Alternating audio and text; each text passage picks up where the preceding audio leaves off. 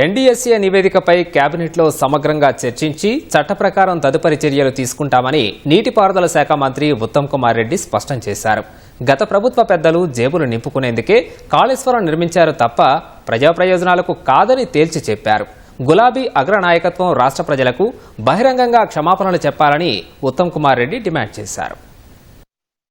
తోడాసా శరం కరో సార్, కొద్దిగా సిగ్గుపడాలి. మీ హయాంలో కాళేశ్వరం ప్రాజెక్టు అద్భుతాలు సృష్టిస్తున్నట్టుగా ఇమేజ్ క్రియేట్ చేసి 1,00,000 కోట్ల రూపాయలు మనందరినీ తాకట్టు పెట్టి, తెలంగాణ ప్రజలను తాకట్టు పెట్టి 1,00,000 కోట్ల ఖరీదైన అప్పు తీసుకొచ్చి మీరు కట్టిన project poor quality construction, poor design, poor ఓఎండ్ఎం.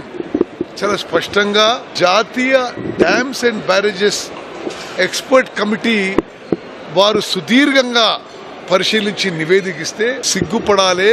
Telangana రాష్ట్ర ప్రజలందరికీ క్షమాపణ చెప్పాలి. ఆ ప్రాజెక్టు డిజైన్ చేసింది ఎవరు? గత బీఆర్ఎస్ ప్రభుత్వం. ప్రాజెక్ట్ కట్టింది ఎవరు? గత బీఆర్ఎస్ ప్రభుత్వం. కూలింది ఎప్పుడు? వాళ్ళ హయాంలోనే కూలి. అప్పటి నుంచి నిరుపయోగంగా ఉంది. ఇంకా ఎవరినో మీరు మాట్లాడంటే ఇంతకంటే నిస్సిగ్గుగా మాట్లాడడం మరొకటి ఉండదని చెప్పాలనిపిస్తుంది.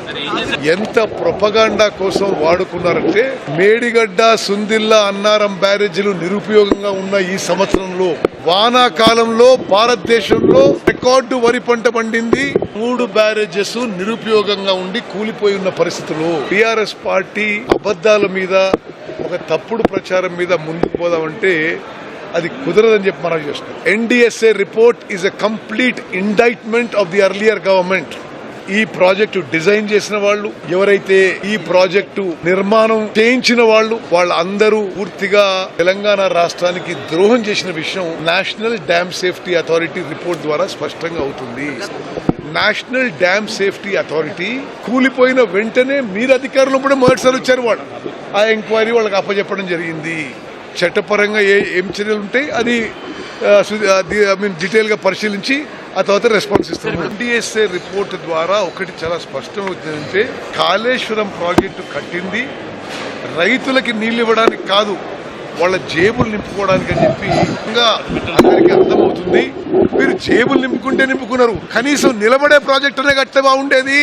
నాసి రకం ప్రాజెక్ట్ కట్టి కూలిపోయిన తర్వాత కూడా మీరు మాట్లాడుతున్నారంటే ఇంకా ఇంతకంటే నిస్సిగ్గు, నిర్లజ్జ మాటలు మరొకటి ఉండవు. ఎన్డీఎస్ఏ రిపోర్టు కేబినెట్ లో చర్చించడం జరుగుతుంది. దాని తర్వాత తదుపరి చర్యలు ఉంటాయి.